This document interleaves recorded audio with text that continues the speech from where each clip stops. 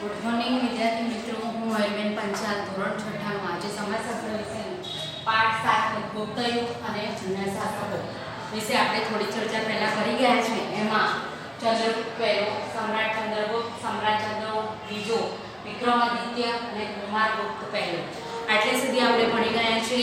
હવે આગળના સ્કંદગુપ્ત વિશે આપણે ચર્ચા કરીશું. ચોપડી બધાએ હાથમાં રાખવાની છે. સ્કંદગુપ્ત કુમારગુપ્ત પહેલા પછી તેનો વીર પુત્ર સ્કંદગુપ્ત ગાદી પર બેઠો. તે ગુપ્ત યુગનો છેલ્લો મહાન રાજા હતો. ગિરનારના અભિલેખોમાં જણાવ્યા પ્રમાણે તેણે શાસનકાળના શરૂઆતના વર્ષોમાં હુણોને હરાવ્યા હતા. હુણ એક પ્રકારની જાતિ છે. હુણો સાથેની લડાઈમાં પુષ્કળ દ્રવ્ય વપરાઈ ગયું. પરિણામે ગુપ્ત સામ્રાજ્યની આર્થિક સંપત્તિમાં ખોટ આવી એટલે કે સંપત્તિ ધીમે ધીમે ઓછી થઈ ગઈ. સ્કંદગુપ્ત પછીના નિર્બળ શાસકો જનુની અને શક્તિશાળી હુણોના આક્રમણને ખાડી શક્યા નહીં અને ગુપ્ત સામ્રાજ્ય ઈસવીસન 550માં છિન્ન ભિન્ન થઈ ગયું. હવે ગુપ્ત યુગની શાસન વ્યવસ્થા આપણે જોઈશું. તો ગુપ્ત યુગમાં શાસન તંત્ર વિશે આપણને અભિલેખો, સ્મૃતિઓ અને પુરાણોમાંથી માહિતી મળે છે. તે પ્રમાણે શાસન તંત્ર કેન્દ્રીય, પ્રાંતીય અને સ્થાનિક એમ 3 વિભાગોમાં વહેંચાયેલું હતું. હવે પહેલો વિભાગ જોઈએ, કેન્દ્રીય વહીવટી તંત્ર. ગુપ્ત શાસન તંત્રમાં સમ્રાટ વહીવટ તંત્રના કેન્દ્ર સ્થાને હતા, એટલે કે રાજા કેન્દ્ર સ્થાન પર હતા. તેઓ મહારાજાધિરાજ, પરમ ભાગવત જેવા બિરુદો ધરાવતા હતા. એટલે કે એ લોકોને બોલાવતા પહેલા નામ દઈને નહીં, પણ મહારાજ જેવા ઉપનામથી એમનું સ્વાગત કરવામાં આવતું હતું. વહીવટી તંત્રમાં મુખ્ય સેનાપતિ, મહાબલિધિકૃત વિદેશ મંત્રી, મહાસંધિ વિગ્રહક, મહેલો અને દ્વારોના રક્ષકોના વડા, મહાપ્રતિહાર કહેવામાં આવતા હતા. એટલે કે વહીવટી તંત્રમાં મુખ્ય સેનાપતિ જે હોય એને મહાબલાધિકૃત તરીકે ઓળખવામાં આવતો હતો. અત્યારની જેમ એને સેનાપતિ નહીં, પણ આ મહાબલાધિકૃત નામે ઓળખવામાં આવતા હતા. વિદેશ મંત્રીને મહાસંધિ વિગ્રહક કહેવામાં આવતો. મહેલો અને દ્વારોના રક્ષકોના વડાને મહાપ્રતિહાર કહેવામાં આવતા હતા. મહાઅશ્વપતિ એ ઘોડેસવાર સેનાના વડા હતા, એને મહાઅશ્વપતિ તરીકે ઓળખવામાં આવતા હતા. મહાપિલુપતિ એ હાથીની સેનાના વડા હતા. રાજ્યના દસ્તાવેજો સાચવવા માટે પુસ્તપાલની નિમણૂક કરવામાં આવતી હતી. હવે પ્રાંતીય વહીવટ એટલે કે પ્રાંતનો વહીવટ કઈ રીતે ચાલતો. કેન્દ્રીય વહીવટ એટલે કે જે રાજા થકી જે વહીવટ ચાલતો હોય એના સંચાલન અલગ અલગ વિભાગમાં આપેલો હતો. એમાં સેનાપતિ, વિદેશ મંત્રી, દ્વારો અને મંડળોના મહેલોના રક્ષકો તરીકે મહાપ્રતિહાર, અશ્વને જે સાચવે એને મહાઅશ્વપતિ અને ઘોડા એટલે હાથીના સેનાના વડાને મહાપિલુપતિ તરીકે ઓળખીને એ લોકોને બિરદાવવામાં આવતા હતા. એના પછી પ્રાંતીય વહીવટી તંત્ર કેવું ચાલતું. પ્રાંતના વડા તરીકે મોટે ભાગે રાજકુમારને મૂકવામાં આવતા. કુમારમાત્ય અને આયુક્ત પ્રાંતમાં મુખ્ય ભૂમિકા ભજવતા પ્રાંતની ભુક્તિ કહેવામાં આવતી, જેના વડા પ્રાદેશિક હતા. પ્રાંતને જિલ્લામાં વહેંચવામાં આવતું હતું. અત્યારે જેમ આપણે જિલ્લો, તાલુકો એ રીતે વહેંચે છે, એ વખતે એ જિલ્લામાં વહેંચવામાં આવતું. જિલ્લાને વિષય કહેવામાં આવતો હતો. આપણે જેમ અત્યારે જિલ્લો કહીએ છીએ એને એ વખતે વિષય કહેવામાં આવતું હતું. કેટલાક નગરો અને રાજધાની પાટલીપુત્રમાં મ્યુનિસિપાલિટી જેવી વહીવટી વ્યવસ્થા દેખાય છે. તેમાં નગર શ્રેષ્ઠી, કાર્યસ્થ, મુખ્ય કારીગર અને મુખ્ય વેપારી એમ 4 વર્ગનું વર્ચસ્વ જોવા મળે છે. અને હવે સ્થાનિક વહીવટ કઈ રીતે થતો જોઈએ. ગ્રામ કક્ષાએ સ્થાનિક વહીવટ એટલે ગ્રામ કક્ષાએ જે વહીવટ ચાલતો એ. ગ્રામ કક્ષાએ સમિતિ બનાવવામાં આવતી, જેમાં વડીલો, ગામના મુખી અને અગત્યના વયસ્ક નાગરિકોનો સમાવેશ કરવામાં આવતો હતો. હવે આપણે જોઈશું ગુપ્ત યુગની આર્થિક સ્થિતિ કેવી હતી. ગુપ્ત યુગ આર્થિક પરિસ્થિતિમાં ભારતનો સુવર્ણ યુગ હતો. ખેતી, આંતરિક વેપાર અને આંતરરાષ્ટ્રીય વેપાર ખૂબ વિકસ્યો હતો. વિશિષ્ટ ખેત પદ્ધતિઓમાં વાર્ષિક, ત્રિવાર્ષિક અને પંચવાર્ષિક ખેત પદ્ધતિઓ જોવા મળે છે. એટલે એ કઈ પદ્ધતિથી ખેતી કરતા? વાર્ષિક, ત્રિવાર્ષિક કાં તો પંચવાર્ષિક ખેતી પદ્ધતિ વપરાતી હતી. ઉત્તર ભારતમાં ઘઉં, ચોખા, ગાંધારમાં શેરડી, કાશ્મીરમાં દ્રાક્ષ અને કેસર તથા કામરૂપમાં નાળિયેર થતા. બંગાળમાં પુષ્કળ પ્રમાણમાં ચોખા થતા. ગુજરાતમાં અને સિંધમાં કપાસનો પાક અને બંગાળમાં રેશમનું ઉત્પાદન થતું. દક્ષિણ ભારતમાં મરી મસાલા, રેશમ અને કપાસનો વેપાર વિકસ્યો. એટલે પ્રાંત મુજબ જ્યાં જેવો પાક થતો હોય એ પ્રકારનો વેપાર વધુ થતો હતો. રાજા કુલ ઉત્પાદનનો 6ઠ્ઠો ભાગ કર તરીકે લેતા હતા. બ્રાહ્મણો અને મંદિરોને ભૂમિ દાનમાં આપવામાં આવતી હતી. આંતરરાષ્ટ્રીય વેપાર એ ગુપ્ત યુગની વિશેષતા છે. ભારતથી સ્થળ માર્ગે મધ્ય એશિયા થઈને યુરોપ સુધી સુતરાઉ કાપડ, રેશમી કાપડ અને મસાલા નિકાસ થતા.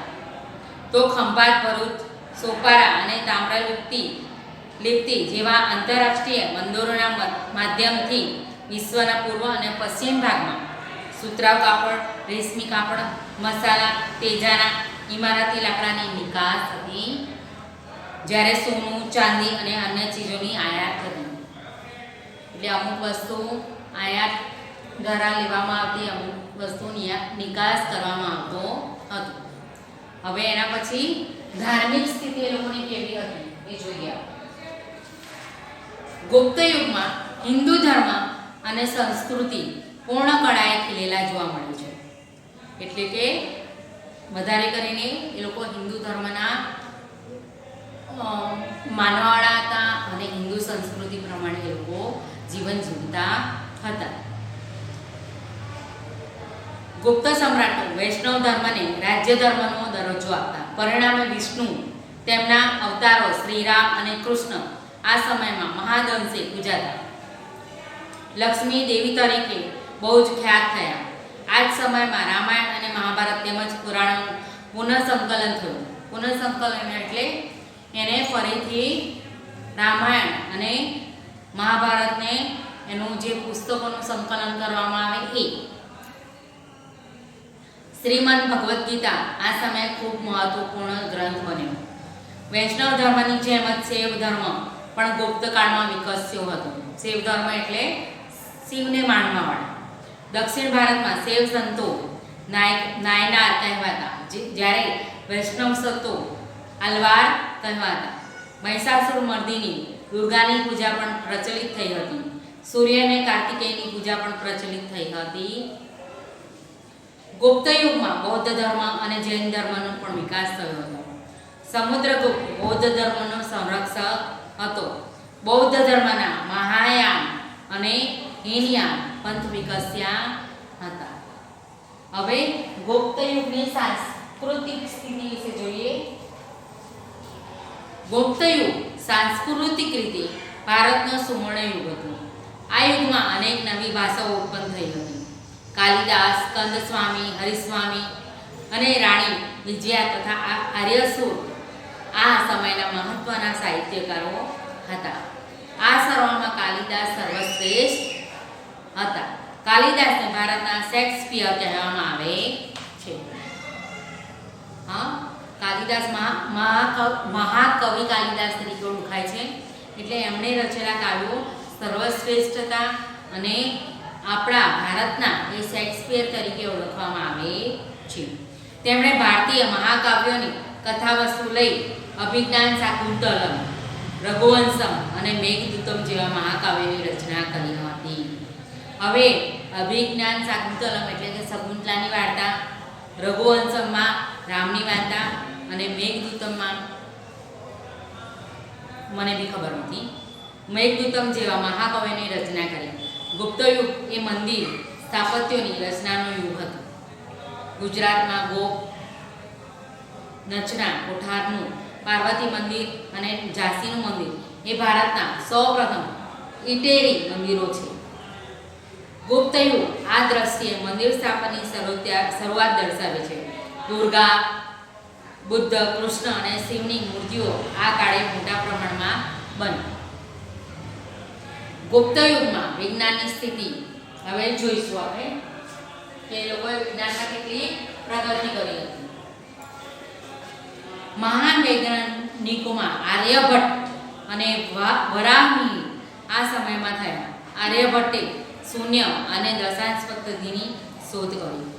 વરાહમિહિરે બૃહદ સંહિતા નામનો ખગોળશાસ્ત્રને લગતો મહત્વપૂર્ણ ગ્રંથ લખ્યો છે. વાઘભટ્ટે આયુર્વેદ ક્ષેત્રે અષ્ટાંગ હૃદય સંહિતા નામનો મહાન ગ્રંથ લખ્યો છે. આ બધાએ અલગ અલગ વિષય ઉપર ગ્રંથ લખ્યા હતા. એમાં આર્યભટ્ટે શૂન્યની શોધ કરી અને દશાંશ પદ્ધતિની શોધ કરી હતી.